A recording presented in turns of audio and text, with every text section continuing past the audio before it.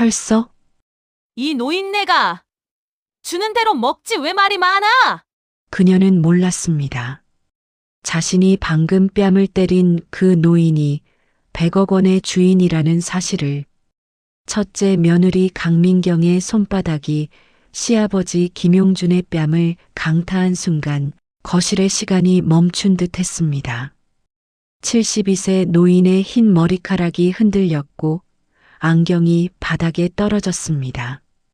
하지만 몇 개월 후 같은 여자가 무릎을 꿇고 있었습니다. 눈물을 흘리며 두 손을 비비며 애원하고 있었습니다. 무엇이 이 여자를 변하게 만들었을까요? 그리고 왜 그녀는 결국 아무것도 얻지 못하고 쫓겨나게 되었을까요? 이것은 돈 앞에서 본 모습을 드러낸 두 며느리와 진심으로 가족을 지킨 한 며느리, 그리고 모든 것을 지켜본 현명한 시아버지의 이야기입니다. 구독과 좋아요는 더 많은 감동적인 이야기를 만드는 힘이 됩니다. 그들은 몰랐습니다. 진짜 재산은 통장 잔고가 아니라 사람의 마음 속에 있다는 것을. 김용준, 72세. 그는 40년간 작은 철물점을 운영하며 세 아들을 키웠습니다. 큰아들 대한이는 대기업 부장, 둘째 준혁이는 병원 의사, 막내 성민이는 작은 IT 회사를 운영하고 있었습니다. 자식 농사는 잘 지었어. 아내 순자를 5년 전에 먼저 보낸 용주는 그것만이 유일한 위안이었습니다. 그는 경기도 외곽에 5,000평의 땅을 가지고 있었습니다. 30년 전 헐값에 산 그린벨트 땅이었죠. 순자가 살아있을 때는 주말 농장으로 사용했지만 지금은 그저 잡초만 무성한 빈터였습니다. 저 땅, 언젠가 아들들 나눠줘야지. 용주는 가끔 그렇게 생각했습니다. 하지만 그린벨트라 개발도 안 되고 팔리지도 않는 땅이었죠. 그런 용준에게 변화가 찾아온 것은 3개월 전이었습니다. 막내 며느리 이수진이 전화를 걸어왔습니다. 아버님, 죄송한데요. 그이 회사가 요즘 너무 어려워서 제가 아버님을 제대로 모시기가 힘들 것 같아요. 수진의 목소리는 떨리고 있었습니다. 용주는 알고 있었습니다. 막내 성민이의 회사가 작년부터 적자를 보고 있다는 것을요. 괜찮다, 수진아. 내 걱정 말고 성민이랑 사업이나 잘 챙겨라. 정말 죄송해요. 아버님, 큰형님께 부탁드려봐도 될까요? 그렇게 용주는 큰아들 대한의 집으로 가게 되었습니다.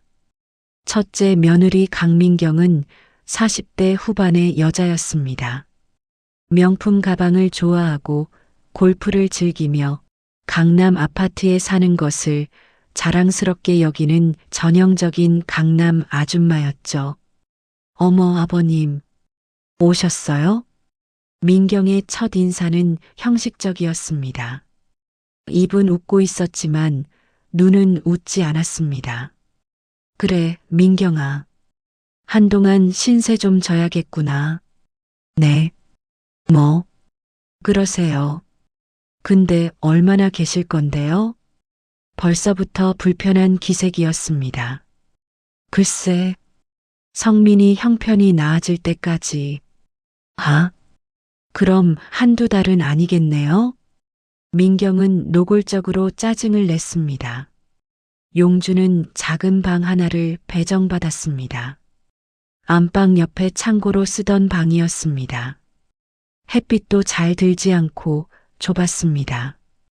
방 안에는 먼지가 쌓여 있었고 낡은 이불 한 채만 덩그러니 놓여 있었습니다.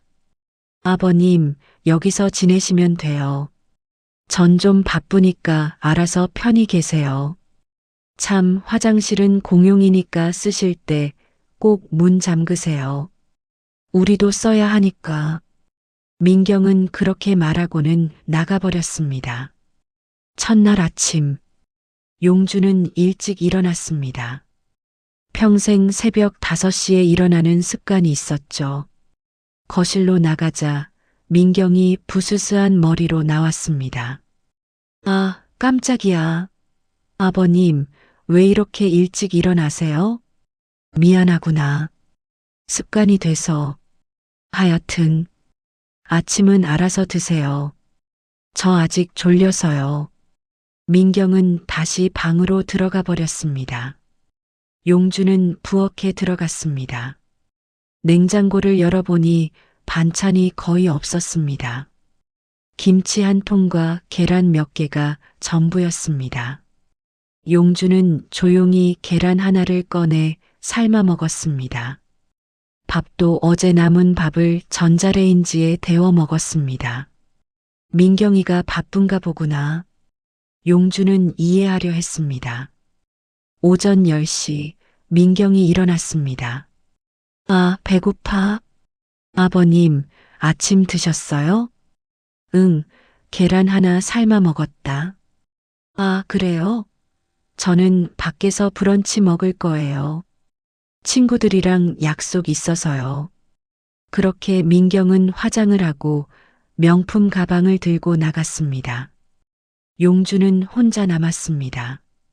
점심시간이 되었습니다. 하지만 집에는 아무도 없었습니다. 냉장고를 다시 열어보았습니다. 여전히 김치와 계란뿐이었습니다.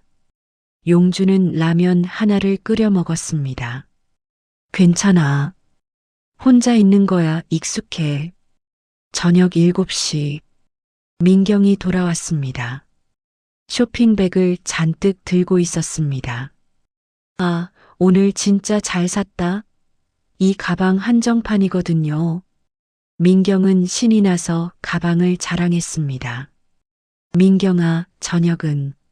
아, 저녁이요? 제가 배달시켰어요. 곧 올 거예요. 30분 후 배달 음식이 왔습니다. 중국집 짜장면 2개였습니다. 자, 아버님 드세요. 제 것도 시켰으니까 같이 먹어요. 고맙구나. 용주는 짜장면을 먹었습니다. 하지만 속이 더부룩했습니다. 72세 노인이 기름진 음식을 먹기엔 부담스러웠죠. 그렇게 일주일이 지났습니다. 용주는 매일 같은 생활을 반복했습니다. 아침은 계란이나 시리얼, 점심은 라면이나 빵, 저녁은 배달 음식. 민경은 한 번도 집에서 제대로 된 식사를 차려주지 않았습니다. 어느 날 저녁, 용준의 속이 너무 안 좋았습니다. 일주일 내내 기름진 배달 음식만 먹어서였습니다. 민경아, 네, 미안한데 집밥 좀 먹고 싶구나. 계속 배달 음식만 먹으니까 속이. 민경의 표정이 변했습니다. 아니, 아버님, 요즘 누가 집에서 밥 해 먹어요? 세상이 어느 시대인데? 그래도 나이 든 사람은 집밥이. 아버님, 저도 바빠요. 제 생활도 있다고요. 매일 시간 내서 장 보고 요리하고 그럴 시간 없어요. 민경의 목소리가 높아졌습니다. 알았다, 미안하다. 하여튼 불만이 많으시네. 민경은 중얼거리며 방으로 들어가 버렸습니다. 용주는 가슴이 아팠습니다. 내가 그렇게 불편한 존재인가. 다음 날 아침, 용주는 설거지를 하고 있었습니다. 어제 저녁 먹은 배달 음식 용기를 정리하고 있었죠. 민경이 부엌으로 들어왔습니다. 어머, 아버님 뭐 하세요? 아, 설거지 좀 하고 있었다. 아버님, 그냥 놔두세요. 제가 할게요. 아니야, 내가 먹은 건데. 아버님, 그냥 놔두시라니까요. 제 방식이 있어요. 민경이 짜증을 냈습니다. 미안하구나. 용주는 부엌을 나왔습니다. 거실로 가서 TV를 켰습니다. 하지만 볼륨을 아주 작게 했습니다. 민경에게 방해가 될까 봐였죠. 30분 후, 민경이 거실로 나왔습니다. 아버님, TV 소리 좀 줄여주세요. 저 전화 통화 중이에요. 아, 이미 작게 했는데. 그래도 들려요. 좀 더 줄여주세요. 용주는 볼륨을 거의 들리지 않을 정도로 줄였습니다. 그리고 TV 앞에 바짝 붙어 앉았습니다. 이러면 되겠지. 오후 3시, 용주는 화장실에 가고 싶었습니다. 하지만 민경이 화장실을 사용하고 있었습니다. 1시간이 지났습니다. 민경은 여전히 화장실에서 나오지 않았습니다. 목욕을 하는 것 같았습니다. 용주는 참았습니다. 하지만 점점 더 급했습니다. 민경아, 화장실. 아버님, 조금만 기다리세요. 거의 다 했어요. 30분이 더 지났습니다. 용주는 더 이상 참을 수 없었습니다. 민경아, 정말 급하다. 아이고, 알았어요. 지금 나갈게요. 민경은 짜증을 내며 화장실 문을 열었습니다. 하여튼, 참을성이 없으시네. 용주는 황급히 화장실로 들어갔습니다. 그날 저녁, 큰아들 대안이 퇴근했습니다. 아버지, 괜찮으세요? 응, 괜찮다. 민경이가 잘 모셔드리죠? 대안은 아내를 보며 물었습니다. 당연하죠. 제가 아버님 모시는 거 정말 잘하거든요. 민경은 거짓말을 했습니다. 용주는 아무 말도 하지 않았습니다. 아들한테 며느리 흉을 보고 싶지 않았죠. 그래, 수고한다. 대안은 피곤한 듯 방으로 들어갔습니다. 민경은 또다시 배달 음식을 시켰습니다. 이번엔 치킨이었습니다. 아버님, 치킨 좋아하시죠? 응. 고맙다. 용주는 기름진 치킨을 억지로 먹었습니다. 속이 쓰렸지만 참았습니다. 그날 밤, 용주는 속이 너무 안 좋아 잠을 이룰 수 없었습니다. 화장실을 5번이나 오갔습니다. 이러다 병원에 가야 하나. 2주차. 상황은 더 나빠졌습니다. 어느 날 아침 용주는 빨래를 하려고 했습니다. 민경아, 빨래 좀 해도 되겠니?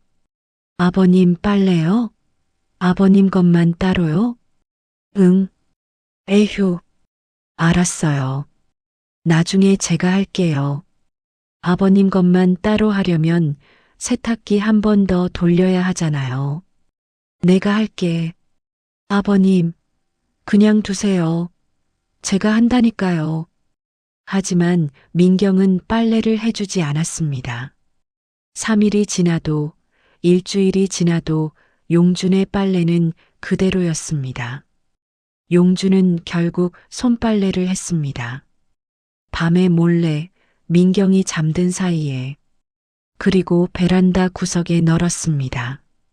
다음 날 아침, 아버님, 이게 뭐예요? 민경이 소리쳤습니다. 아, 미안하다. 빨래 좀 했다. 아버님, 베란다는 우리 공간이에요.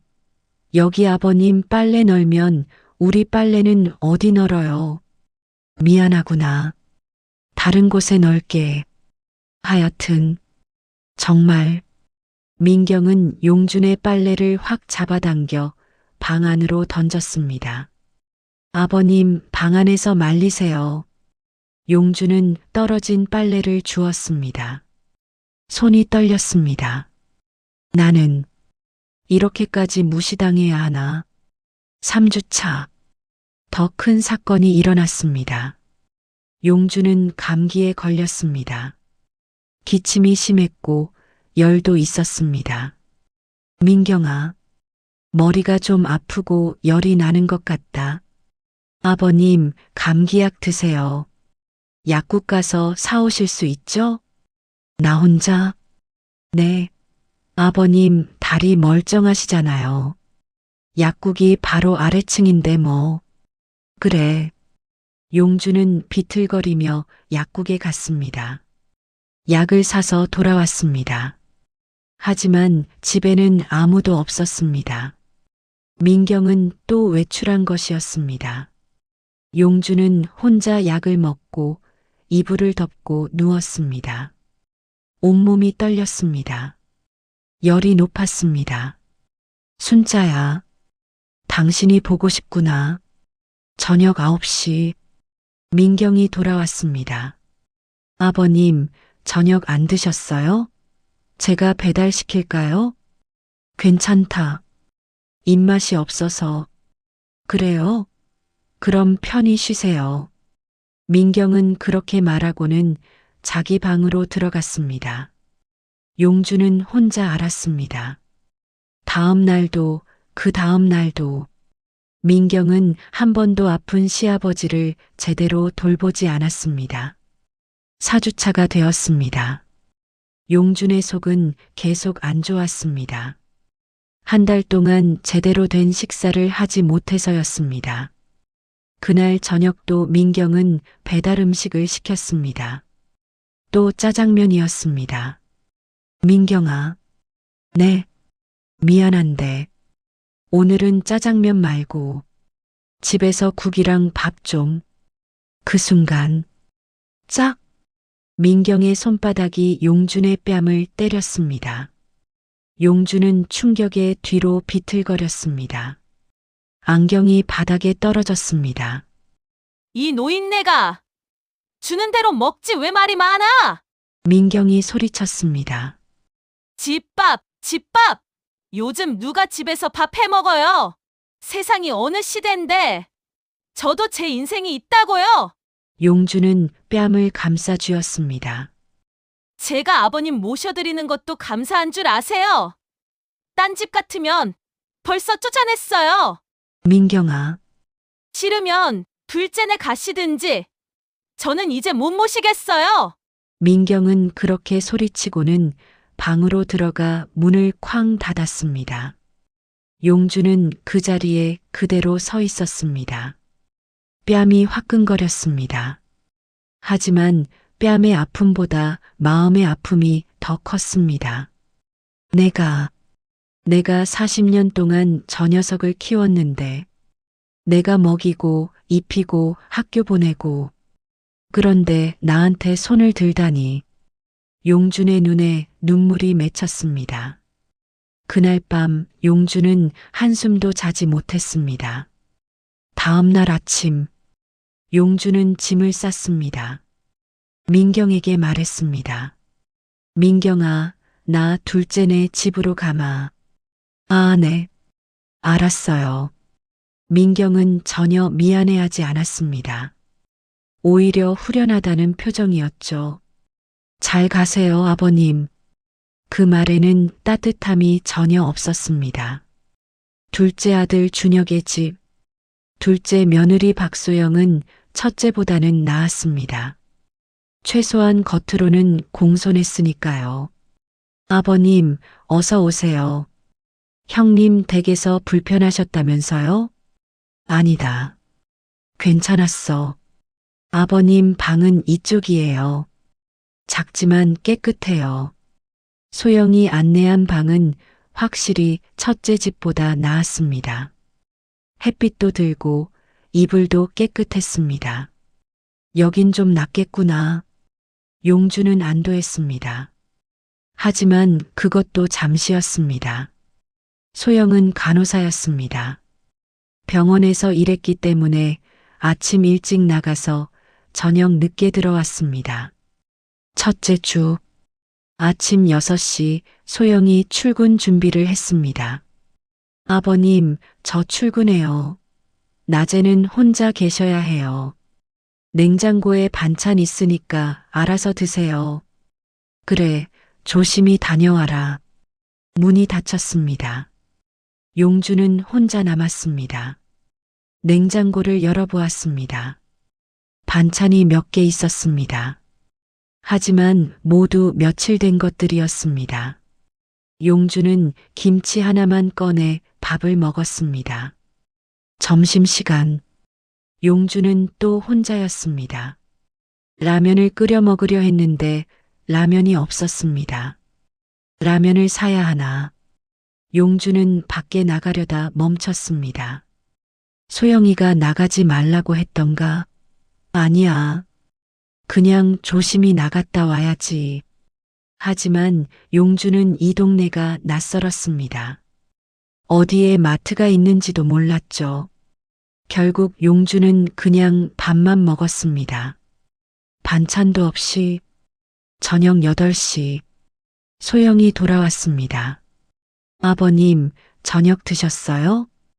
응, 먹었다. 뭐 드셨어요? 밥이랑 김치. 아, 제가 반찬을 더 못 준비했네요. 미안해요, 아버님. 요즘 병원이 너무 바빠서요. 괜찮다.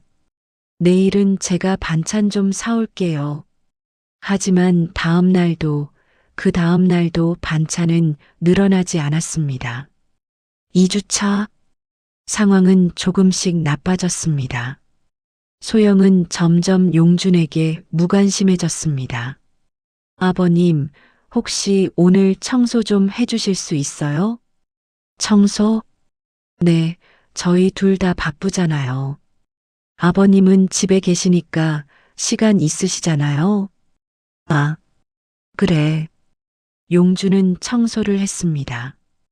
거실, 주방, 화장실까지. 72세 노인이 쪼그리고 앉아서 화장실을 닦았습니다. 무릎이 아팠습니다. 허리도 아팠습니다. 하지만 용주는 참았습니다. 신세를 지고 있으니까 이 정도는 해야지. 다음 날. 아버님, 설거지는 하셨어요? 응, 했다. 아, 그런데 이 그릇은 제대로 안 씻겼네요. 기름기가 남아 있어요. 소영이 그릇을 들고 왔습니다. 미안하다. 눈이 잘 안 보여서. 아버님, 제대로 안 씻으면 다시 씻어야 하잖아요. 제가 퇴근하고 와서 또 일해야 하고요. 소영의 목소리에는 짜증이 섞여 있었습니다. 다음부터 잘 씻을게. 그리고 아버님, 쓰레기 버리는 것도 아버님이 하시면 안 될까요? 저희는 정말 바빠서요. 알았다. 용주는 이제 집안일을 모두 하게 되었습니다. 청소, 설거지, 쓰레기 버리기, 심지어 빨래까지. 72세 노인이 매일 집안일을 했습니다. 3주차. 용준의 몸은 점점 지쳐갔습니다. 어느 날 저녁, 둘째 아들 준혁이 물었습니다. 아버지, 괜찮으세요? 얼굴이 안 좋아 보이시는데. 괜찮다. 그냥 좀 피곤해서.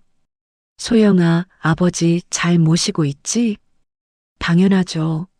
제가 아버님 뭐든지 다 해드리고 있어요. 소영은 거짓말을 했습니다. 용주는 또 아무 말도 하지 않았습니다. 그날 밤, 용주는 생각했습니다. 이것도 견뎌야 하나? 나는 어디서도 환영받지 못하는구나. 하지만 그 순간 휴대폰이 울렸습니다. 막내 며느리 수진이었습니다.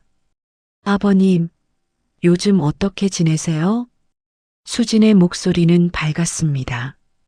진심으로 걱정하는 목소리였죠. 아, 수진아. 잘 지내고 있다. 아버님 목소리가 왜 그러세요? 혹시 어디 편찮으세요? 수진은 금방 알아챘습니다. 아니야, 괜찮다. 아버님, 둘째 형님 댁에서 불편하신 거 아니에요? 제가 못 모셔서 정말 죄송해요. 수진의 목소리가 떨렸습니다. 괜찮다. 너희들 사정이 어려운데 뭘.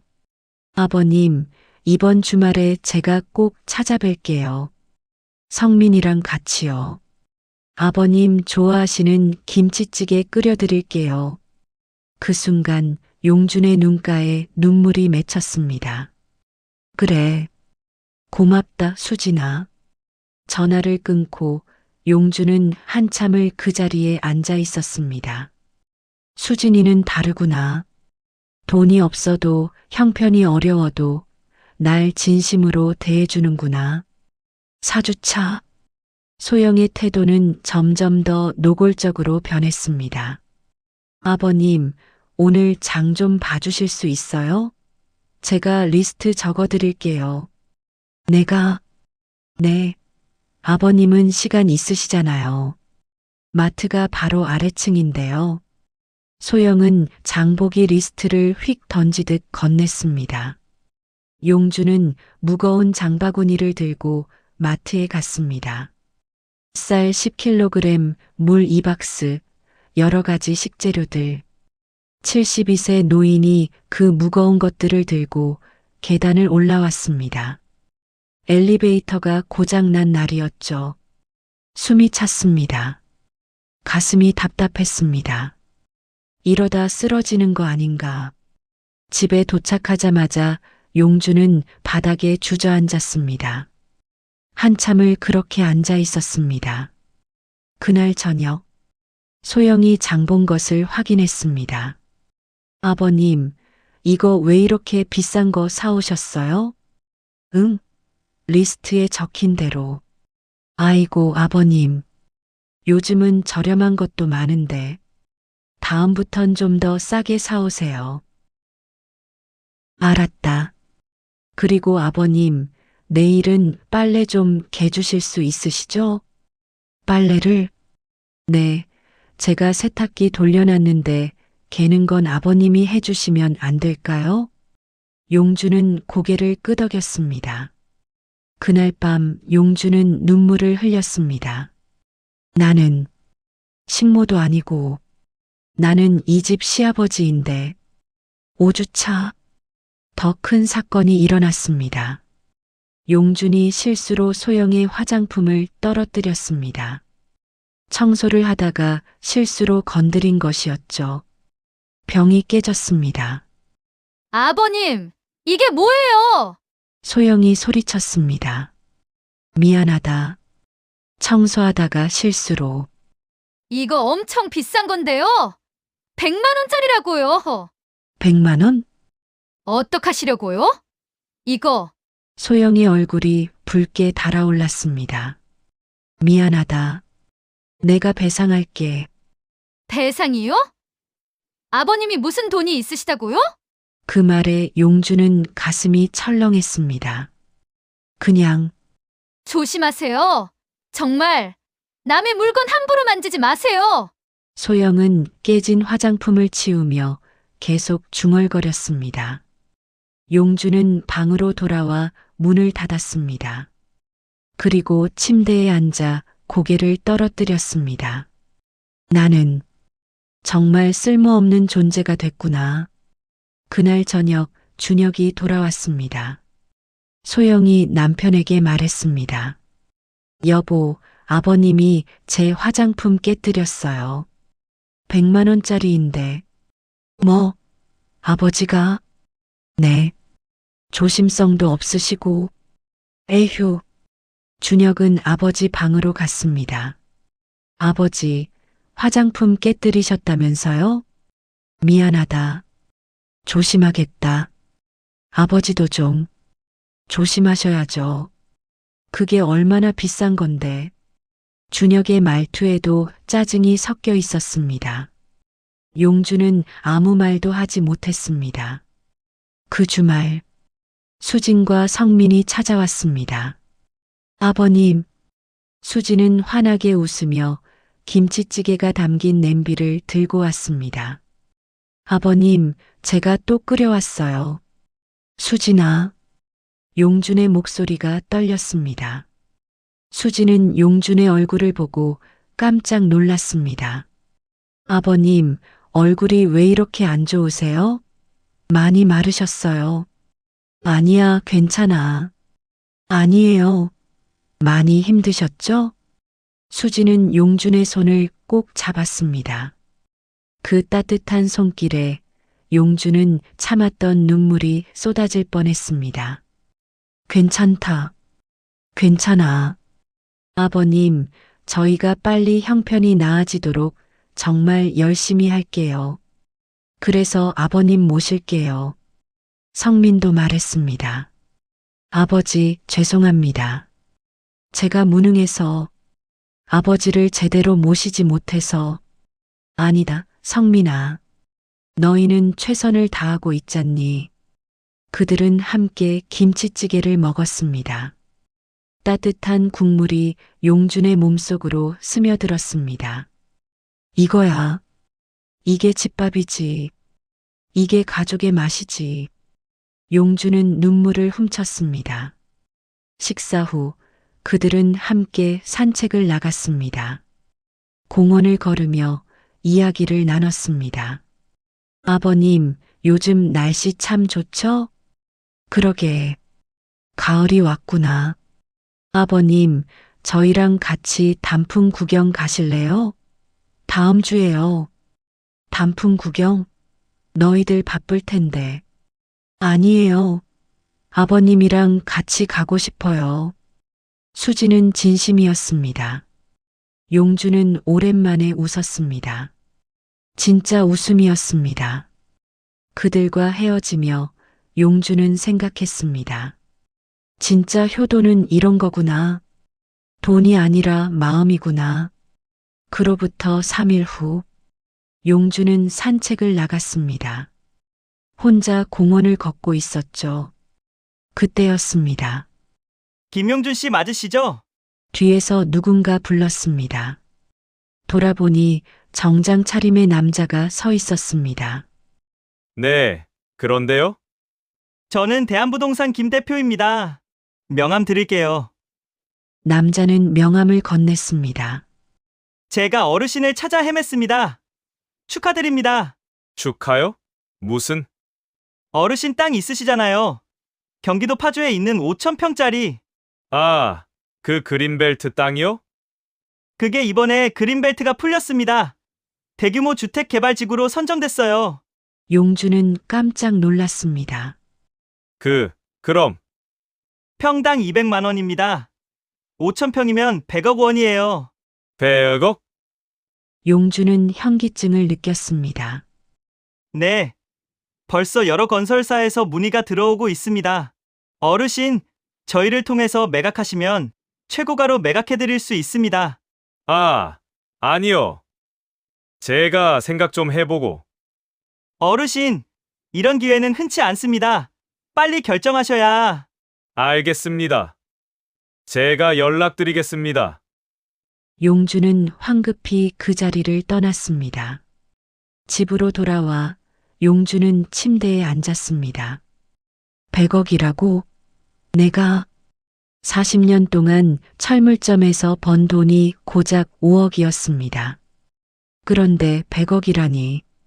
용주는 숨을 깊이 들이쉬었습니다. 그리고 결심했습니다. 이 사실을 아무에게도 말하지 않겠다. 일단 지켜보자. 사람들이 어떻게 변하는지. 하지만 세상에 비밀은 없는 법. 부동산 중개업자는 용준의 큰아들 대안에게 전화를 했습니다. 대안 부장님, 축하드립니다. 아버님 땅이 100억이 됐다면서요? 네. 무슨 말씀이세요? 아, 모르셨어요? 아버님, 그린벨트 땅이 개발지구로 선정돼서 100억이 됐어요. 대안은 전화를 끊고 급히 아내 민경에게 전화했습니다. 여보, 아버지 땅이 100억이 됐대. 뭐, 100억? 민경의 목소리가 떨렸습니다. 그래, 100억? 당장 가봐. 아버지한테 잘해. 민경은 급히 둘째 동서 소영에게 전화했습니다. 동서, 큰일 났어. 아버님 땅이 100억이 됐대. 뭐라고? 소영도 놀랐습니다. 우리 어떻게? 이거 우리한테도 나눠주실까? 당연히 나눠주셔야지. 우리가 아버님 모셨는데 두 며느리는 동시에 같은 생각을 했습니다. 아버님한테 잘 보여야 해. 다음 날 아침 소영의 태도가 180도 바뀌었습니다. 아버님, 일어나셨어요? 소영은 환하게 웃으며 방문을 노크했습니다. 아버님, 제가 아침 차려드릴게요. 뭐 드시고 싶으세요? 용주는 어리둥절했습니다. 아니. 괜찮다. 아니에요. 제가 정성껏 차려드릴게요. 소영은 부엌으로 달려가 아침을 준비했습니다. 30분 후 식탁에 푸짐한 아침상이 차려졌습니다. 미역국, 계란말이, 김치, 나물 여러 가지. 아버님 드세요. 제가 정성껏 준비했어요. 용주는 놀라서 소영을 바라보았습니다. 무슨 일이지? 식사 중에 현관 초인종이 울렸습니다. 딩동. 소영이 문을 열었습니다. 어머, 형님. 첫째 며느리 민경이 서 있었습니다. 손에는 고급 한우 선물 세트를 들고 있었습니다. 아버님, 아버님, 민경은 급히 거실로 들어왔습니다. 아버님, 오랜만이에요. 보고 싶었어요. 민경은 180도 달라진 태도였습니다. 민경아? 아버님, 제가 한우 사왔어요. 오늘 제가 직접 구워드릴게요. 갑자기 왜 이러니? 아이고, 아버님. 제가 그동안 정신이 없어서 실수를 많이 했어요. 정말 죄송해요. 민경은 손을 비비며 애교를 부렸습니다. 소영이 끼어들었습니다. 형님은 지난번에 아버님을 때리지 않으셨어요? 뭐? 동서, 그건? 아버님한테 그렇게 못되게 하시고 이제 와서 잘한다고요? 동서야말로 아버님한테 집안일 다 시키고 화장품 깨졌다고 뭐라고 하지 않았어? 두 며느리는 서로를 공격하기 시작했습니다. 용주는 그들을 바라보았습니다. 알았구나. 땅 소식을 들었구나. 너희들 조용히 해라. 용준의 목소리는 차갑고 단호했습니다. 두 며느리는 입을 다물었습니다. 민경아, 소영아, 네, 아버님. 네, 아버님. 두 사람이 동시에 대답했습니다. 너희들 내 땅 소식 들었지? 순간 두 사람의 얼굴이 굳었습니다. 아, 아버님. 그게 솔직히 말해봐라. 네, 들었습니다. 민경이 고개를 숙였습니다. 100억이 됐다고 들었어요. 용주는 씁쓸하게 웃었습니다. 그래서 갑자기 이렇게 잘해주는 거구나. 아니에요, 아버님. 진짜 아니에요. 민경아, 너는 나를 때렸어. 소영아, 너는 나한테 식모처럼 일을 시켰지. 죄송합니다. 그런데 땅이 100억이 됐다는 소식을 듣고 나서는 갑자기 한우의 정성스런 아침에 이게 진심이니? 두 며느리는 아무 말도 하지 못했습니다. 나가봐라. 둘 다 아버님. 나가라고 했다. 용준의 목소리가 커졌습니다. 하지만 두 며느리는 나가지 않았습니다. 아버님, 제발 한 번만 용서해 주세요. 아버님, 저희가 정말 잘못했어요. 그들은 무릎을 꿇었습니다. 하지만 용주는 방으로 들어가 문을 닫았습니다. 그날 이후 두 며느리의 경쟁이 시작되었습니다. 민경은 매일 찾아와 고급 음식을 가져왔습니다. 아버님, 오늘은 전복죽이에요. 아버님, 이건 200만 원짜리 홍삼이에요.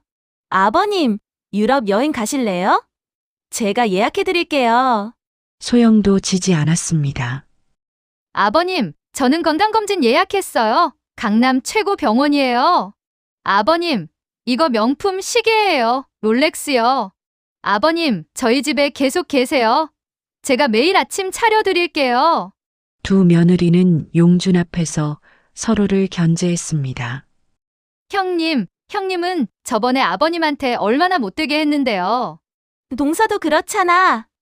아버님한테 온갖 집안일 다 시키고, 형님이 아버님 뺨을 때렸잖아요. 동서가 화장품 깨졌다고 난리 쳤잖아. 용준은 이 모든 것을 지켜보았습니다. 사람이 이렇게 변할 수 있구나. 돈 앞에서는. 일주일 후, 두 며느리는 더 노골적으로 변했습니다.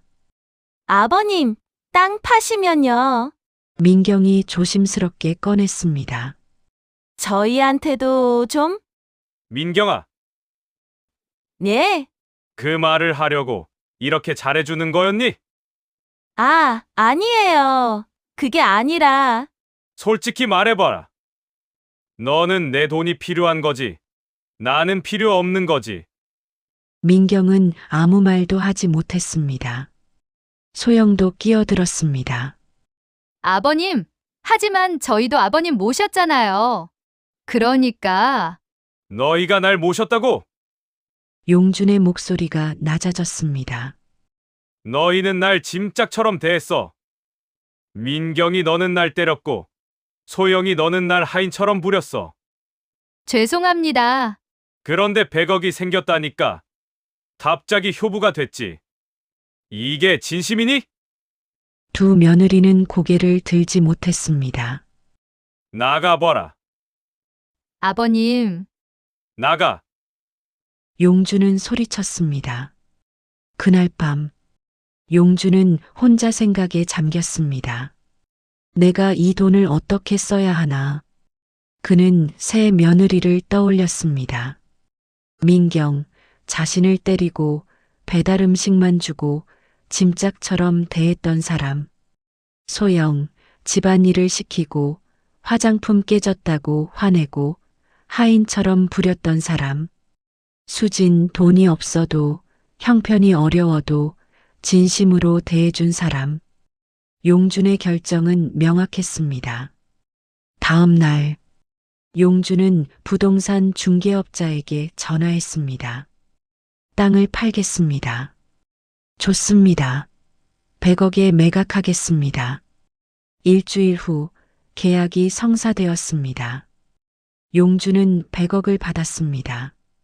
그리고 그 돈으로 강남에 아파트 2채를 샀습니다.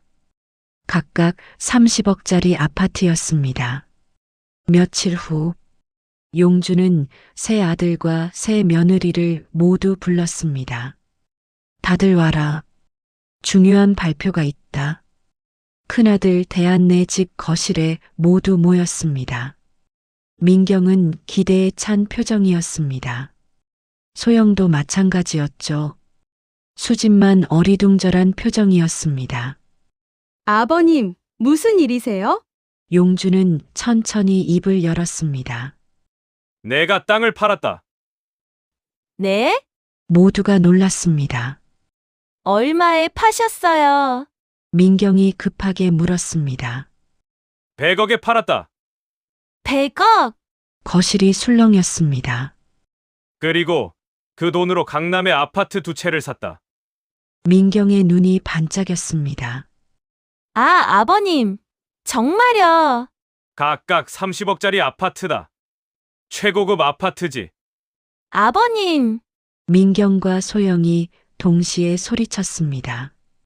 아버님, 그 아파트 저희 주시는 거죠? 당연히 큰 며느리인 제가. 아니에요. 저희가 더 오래. 두 며느리는 또 싸우기 시작했습니다. 용준은 조용히 손을 들었습니다. 조용히 해라. 모두가 입을 다물었습니다. 용준은 천천히 말했습니다. 한 채는 민경이 숨을 죽였습니다. 셋째네 집이다. 네? 민경과 소영이 동시에 소리쳤습니다. 셋째요? 막내요. 왜 막내한테요? 수지는 눈을 동그랗게 떴습니다. 아, 아버님. 저희는 수진아, 너희 집은 지금 어렵잖니? 성민이 회사도 힘들고 그 집에서 새 출발해라. 아버님, 수진의 눈에 눈물이 맺혔습니다. 민경이 벌떡 일어났습니다. 아버님!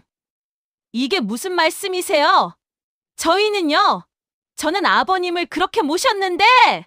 용준이 민경을 똑바로 쳐다보았습니다. 그렇게 모셨다고? 네! 제가 매일 찾아뵙고, 한우도 사드리고, 명품도 사드리고, 그게 언제부터였지? 네! 땅 소식 듣고 나서부터 아니었나? 민경의 얼굴이 굳었습니다.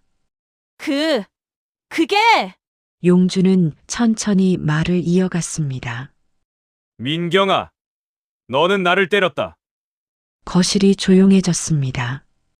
이 노인네가 주는 대로 먹지. 왜 말이 많아? 그렇게 말하면서 내 뺨을 때렸지. 민경은 고개를 숙였습니다. 한 달 동안 배달 음식만 줬어.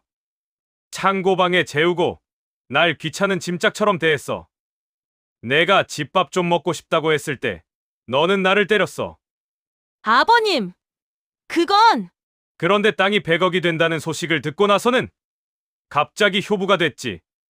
한우에, 명품에, 해외여행에. 민경은 아무 말도 하지 못했습니다. 용준은 소영을 봤습니다. 소영이 너도 마찬가지야. 아버님, 너는 나한테 집안일을 시켰어. 청소, 설거지, 빨래, 장보기까지. 72세 노인한테 온갖 일을 다 시켰지. 죄송합니다. 무거운 짐 들고 계단 오르게 하고, 화장품 깨졌다고 화내고, 아버님이 무슨 돈이 있으시다고라고 말했지. 소영도 고개를 숙였습니다. 그런데 땅 소식 듣고 나서는 갑자기 건강검진, 롤렉스 매일 아침 차려드리겠다. 용준은 두 며느리를 번갈아 봤습니다. 너희는 날 사람으로 대하지 않았어. 그냥 짐짝, 하인처럼 대했지. 그런데 돈이 생겼다니까 갑자기 사람 취급을 하더구나. 거실이 무거운 침묵에 휩싸였습니다. 내가 미쳤냐? 너희한테 집을 왜 사줘? 용준의 목소리는 단호했습니다. 너희는 내 돈만 원했잖아. 사람은 안중에도 없었고. 민경이 무릎을 꿇었습니다. 아버님, 제가 잘못했어요. 다시 한 번만 기회를. 늦었다. 용준은 고개를 저었습니다. 소영도 무릎을 꿇었습니다. 아버님, 저도 죄송해요. 정말 잘못했어요. 너희는 기회가 있었어. 한 달, 두 달. 그 긴 시간 동안 나를 제대로 대할 기회가 있었지. 하지만 너희는 그러지 않았어. 용준은 수진을 봤습니다. 수진이는 달랐어. 수진은 눈물을 흘리고 있었습니다. 수진이는 돈이 없어서 나를 못 모실 때도 진심으로 전화해서 안부를 물었어. 주말마다 찾아와서 김치찌개 끓여주고 함께 산책하고 웃어주었어. 아버님, 수진이는 내 땅이 얼마짜리인지 관심도 없었어. 그저 내가 건강한지 잘 지내는지만 궁금해했지. 그게 진짜 효도야. 용준은 민경과 소영을 다시 봤습니다. 너희는 돈이 있을 때만 사람을 대했어. 그건 효도가 아니야. 그건 투자야. 나한테 잘해주면 나중에 돈을 받을 수 있다는 계산이었지. 민경은 바닥에 엎드려 울었습니다. 아버님, 죄송합니다. 정말 죄송합니다. 소영도 울고 있었습니다. 제발, 한 번만 용서해 주세요. 하지만 용준은 단호했습니다. 그리고 나머지 한 채는 모두가 숨을 죽였습니다. 내가 혼자 살 집이다. 아버님, 나는 이제 혼자 살 거야. 너희들 눈치 안 보고 내가 원하는 대로 살 거다. 내가 먹고 싶은 거 먹고 하고 싶은 거 하면서. 용준의 목소리에는 결연함이 묻어났습니다. 그리고 남은 40억은 민경과 소영이 고개를 들었습니다. 반은 수진이네 성민이 회사에 투자할 거다. 나머지 반은 내가 쓰다가 죽으면 너희 셋이 균등하게 나눠 가져라. 아버님, 민경이 울부짖었습니다. 제발 다시 생각해 주세요. 제가 정말 잘못했어요. 민경아, 나는 너를 용서할 수 있어. 하지만 보상은 못해. 너는 나한테 사과할 수 있어. 잘못을 뉘우칠 수 있어. 하지만 그렇다고 해서 내가 너한테 30억짜리 집을 줘야 할 이유는 없어. 민경은 말문이 막혔습니다. 용서와 보상은 다른 거야. 나는 너를 미워하지 않아. 하지만 너한테 재산을 줄 수는 없어. 그건 수진이가 받을 자격이 있는 거니까. 용주는 큰아들 대안을 받습니다. 대안아, 네, 아버지. 대안은 고개를 들지 못했습니다. 너는 좋은 아들이었어. 공부도 잘했고, 출세도 했고. 아버지는 자랑스러웠다. 아버지, 하지만 너는 집사람을 제대로 가르치지 못했어. 집사람이 내 아버지를 때리는데도 막지 못했지. 아니, 어쩌면 보고도 모른 척했을지도 모르지. 대안은 눈물을 흘렸습니다. 죄송합니다, 아버지. 제가 잘못했습니다. 준혁이 너도 마찬가지야. 둘째 준혁도 고개를 숙였습니다. 너는 집사람이 나를 어떻게 대하는지 보고도 모른 척했어. 일 핑계, 바쁜 핑계로 아버지를 외면했지. 죄송합니다, 아버지. 용주는 막내 성민을 받습니다. 성민아, 네, 아버지. 너는 돈은 없었지만 마음만은 부자였어. 그리고 수진이 같은 좋은 집사람을 만났고. 아버지, 감사합니다. 성민과 수지는 눈물을 흘렸습니다. 너희 둘은 새 아파트에서 다시 시작해라. 그리고 투자금으로 사업 제대로 키워라. 아버지는 너희를 믿는다. 아버지, 정말 감사합니다. 저희 이 은혜 평생 잊지 않겠습니다. 수지는 말을 잇지 못하고 흐느꼈습니다. 용주는 자리에서 일어났습니다. 나는 내일 이사 간다. 수진이 너도 다음 주에 이사해라. 네, 아버님. 대안이, 준혁이, 너희는 각자 살아라. 그리고 용주는 민경과 소영을 마지막으로 봤습니다. 너희 두 사람은 오늘 내가 한 말을 평생 기억해라. 민경과 소영은 바닥에 엎드려 울고 있었습니다. 사람은 돈으로 사는 게 아니야. 진심으로 대해야 하는 거야. 돈이 있을 때만 잘해주는 건 효도가 아니야. 그건 거래야. 용주는 현관문을 향해 걸어갔습니다. 아버지, 대안이 뒤에서 불렀습니다. 아버지, 죄송합니다.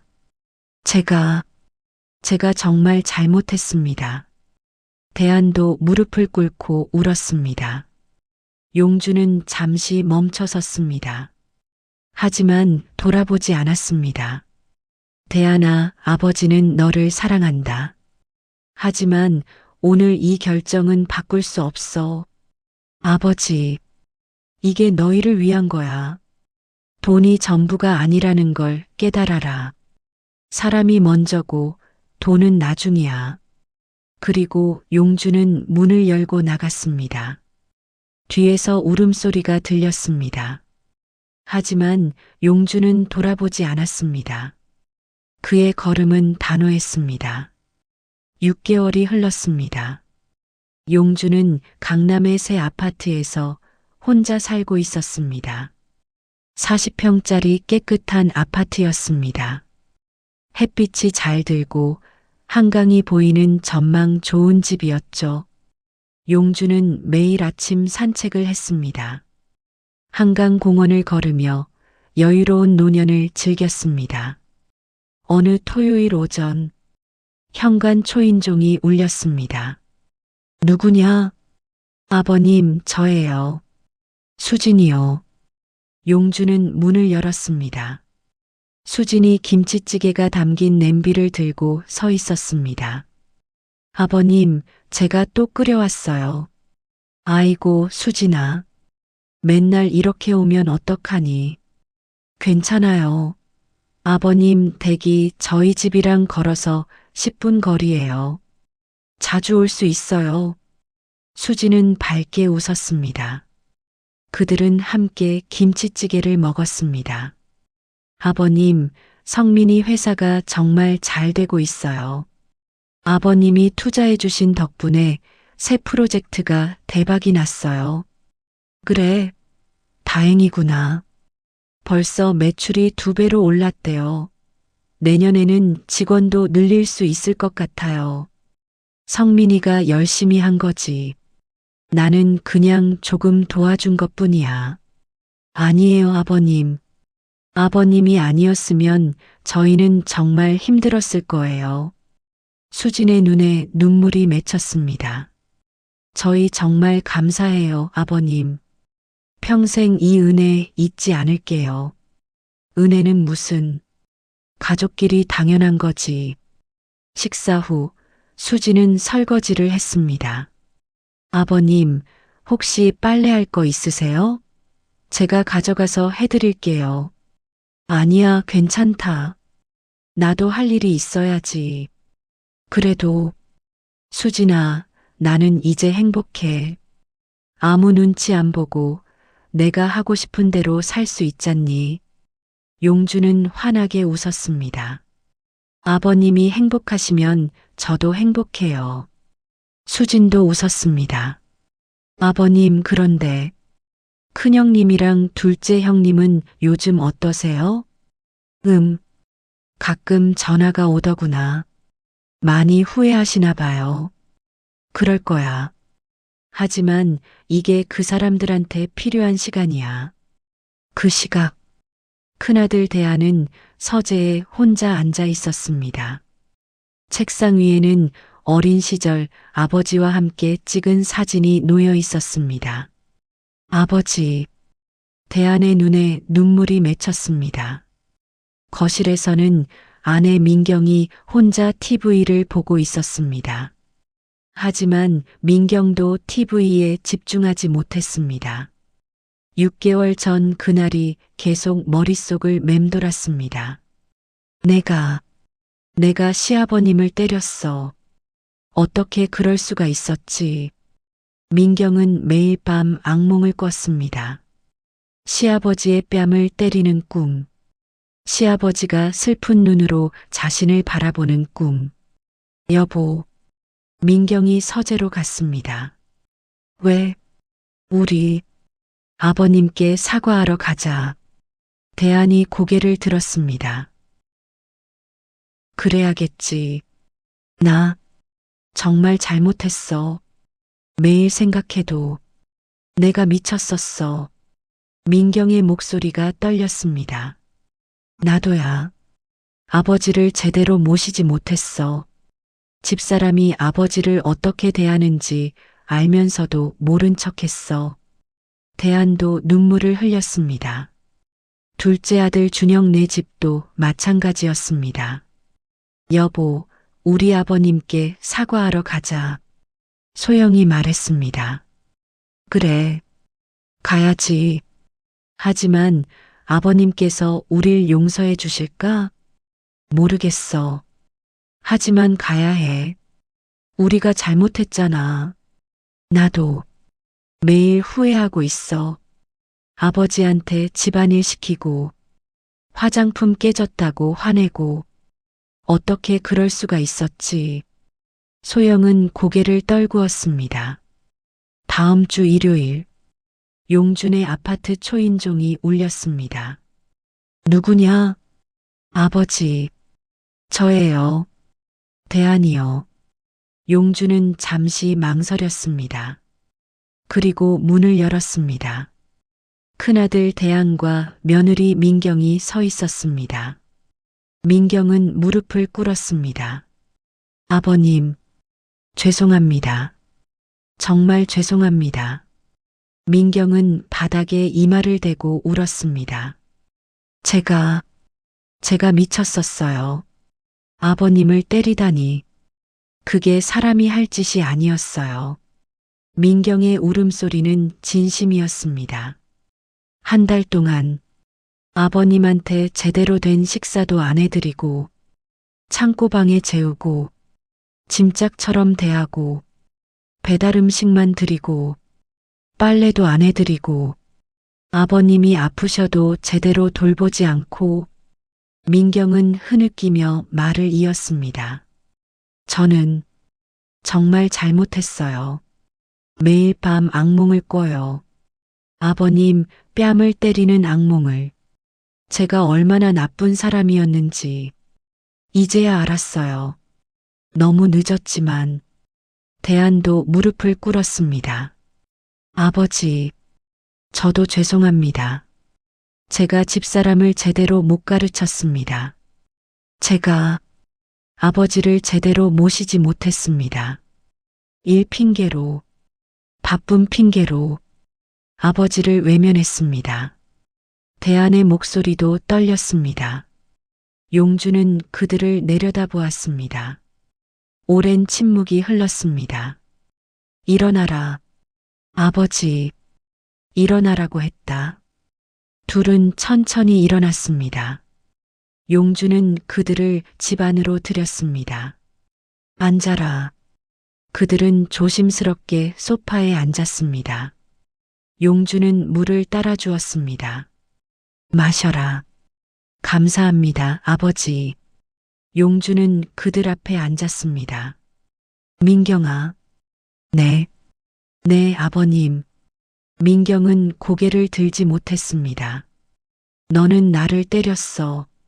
죄송합니다. 그게 얼마나 큰 상처였는지 아니? 알아요. 알아요. 평생 후회할 거예요. 제가 정말. 민경은 말을 잇지 못하고 울었습니다. 용주는 한숨을 쉬었습니다. 하지만 나는 너를 미워하지 않는다. 아버님? 민경이 놀라서 고개를 들었습니다. 사람은 누구나 실수를 해. 돈 앞에서 눈이 멀 수도 있어. 중요한 건 그 실수를 깨닫고 진심으로 반성하는 거지. 용준의 목소리는 부드러웠습니다. 아버님, 나는 너희에게 집을 안 줬어. 돈도 많이 안 줬어. 하지만 그게 너희를 벌주려던 게 아니야. 너희가 깨달았으면 했어. 진짜 중요한 게 뭔지, 돈이 전부가 아니라는 것을, 사람이 먼저라는 것을. 대안이 고개를 끄덕였습니다. 아버지, 깨달았습니다. 늦었지만 깨달았습니다. 늦지 않았어. 지금이라도 깨달았으면 됐어. 용주는 부드럽게 웃었습니다. 30분 후, 현관 초인종이 또 울렸습니다. 둘째 아들 준혁과 며느리 소영이었습니다. 그들도 무릎을 꿇고 사죄했습니다. 아버님, 저희도 정말 잘못했습니다. 아버님한테 집안일 시키고 하인처럼 대하고 정말 죄송합니다. 용주는 그들도 집 안으로 들였습니다. 네 사람은 용준 앞에 앉아 있었습니다. 너희들아, 네 아버지, 나는 너희를 용서한다.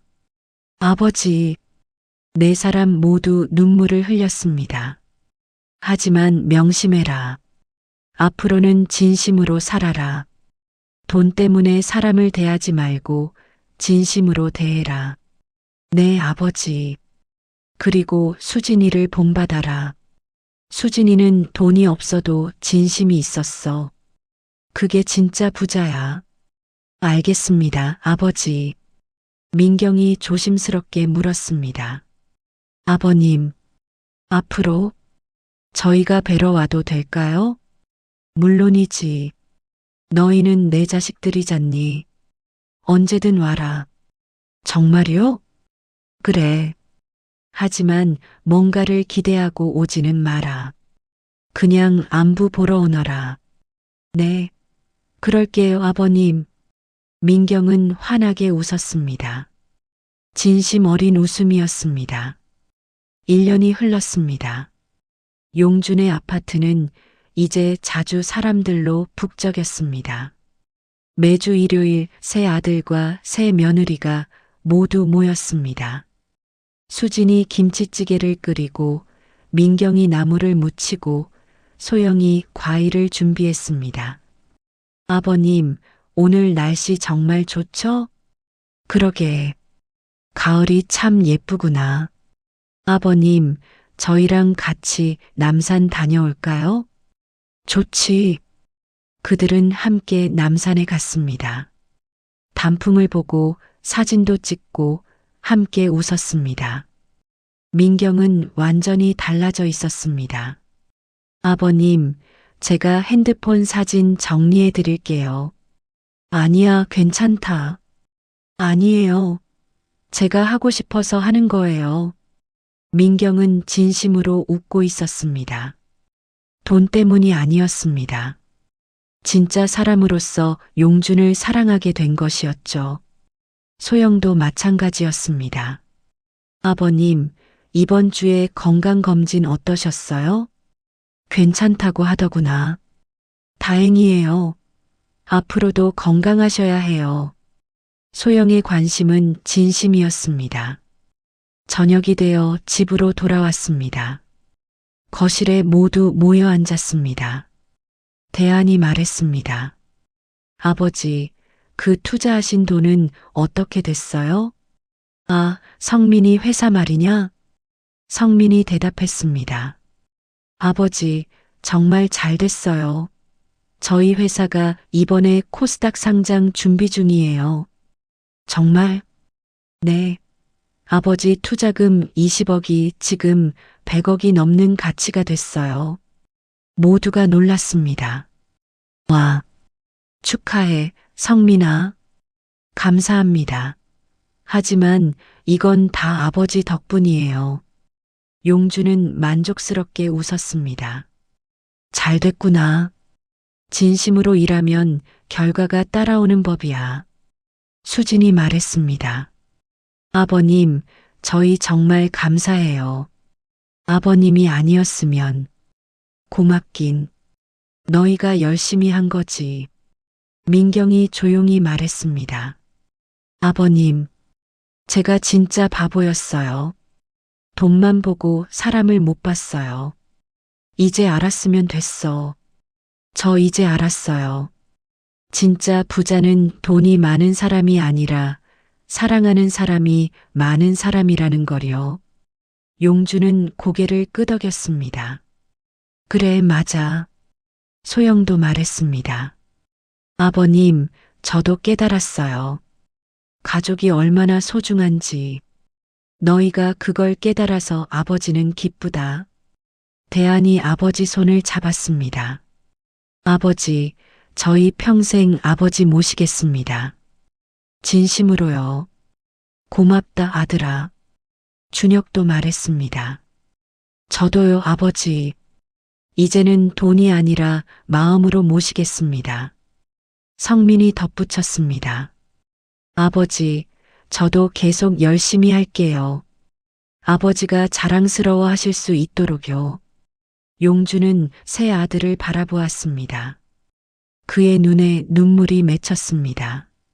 너희들, 이렇게만 지내줘서 고맙다, 아버지. 가족들이 용준을 안았습니다. 모두가 눈물을 흘렸습니다.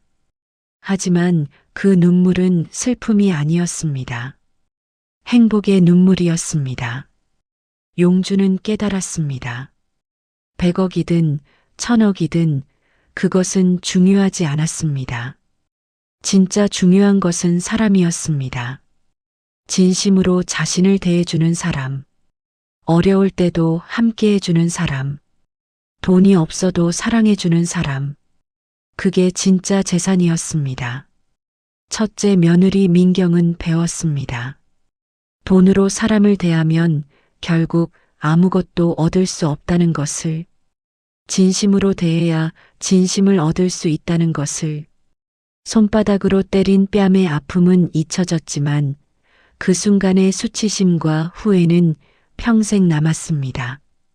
하지만 그 후회가 그녀를 더 나은 사람으로 만들었습니다. 둘째 며느리 소영도 배웠습니다. 형식적인 효도는 의미가 없다는 것을, 마음에서 우러나오는 효도가 진짜라는 것을, 하인처럼 부렸던 시아버지가 결국 자신의 스승이 되었습니다.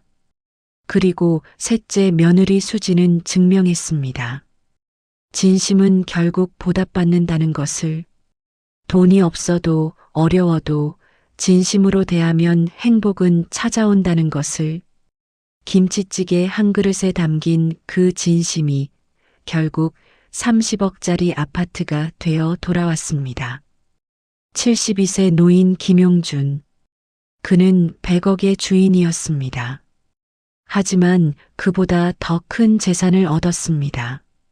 진심으로 사랑하는 가족. 그게 그의 진짜 재산이었습니다. 당신은 지금 누군가를 어떻게 대하고 있습니까? 돈 때문입니까? 아니면 진심 때문입니까? 부모님이 건강하실 때는 짐처럼 여기다가 재산이 생기면 갑자기 효자가 되는 것은 아닙니까? 기억하십시오. 돈은 언젠가 사라집니다. 하지만 진심은 영원합니다. 그리고 진심으로 대한 사람에게는 반드시 보답이 찾아옵니다. 뺨을 때린 순간 민경은 30억을 잃었습니다. 하인처럼 부린 순간 소영은 30억을 잃었습니다. 김치찌개를 끓여준 순간 수지는 30억을 얻었습니다. 하지만 진짜 얻고 잃은 것은 돈이 아니었습니다. 민경과 소영은 가족의 신뢰를 잃었습니다. 수지는 가족의 사랑을 얻었습니다. 돈은 다시 벌 수 있습니다. 하지만 한번 깨진 신뢰는 다시 회복하기 어렵습니다. 민경과 소영은 1년이라는 시간을 들여 겨우 용서를 받았습니다. 하지만 그들은 알게 되었습니다. 용서받는 것과 보상받는 것은 다르다는 것을. 진심은 하루아침에 만들어지지 않습니다. 수진처럼 오랜 시간 쌓아온 진심만이 진짜 보상을 받을 자격이 있습니다. 이것이 72세 노인이 100억으로 가르쳐준 인생의 교훈입니다. 이 이야기를 쓰면서 저는 많은 생각을 했습니다. 우리 사회에서 노인들은 종종 짐처럼 여겨집니다. 특히 경제력이 없는 노인들은 더욱 그렇습니다. 하지만 갑자기 재산이 생기면 대우가 180도 바뀝니다. 이것이 과연 옳은 일일까요? 여러분들의 생각을 댓글로 남겨주세요. 긴 시간 들어주셔서 감사합니다.